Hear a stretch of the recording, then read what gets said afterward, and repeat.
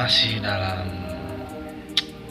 perjalanan menuju lebih baik dan lebih wow lagi.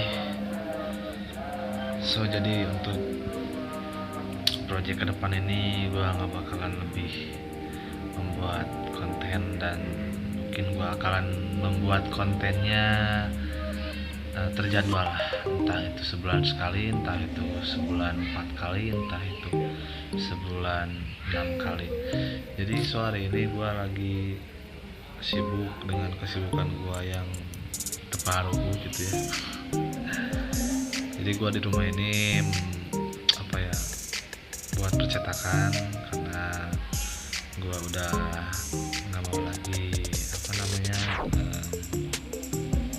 disuruh-suruh sama atasan atau apa. Jadi istilahnya gue membuka usaha sendiri untuk maju ke depan dan untuk tabungan gue di masa depan. So jadi gue segitu aja video dari gue.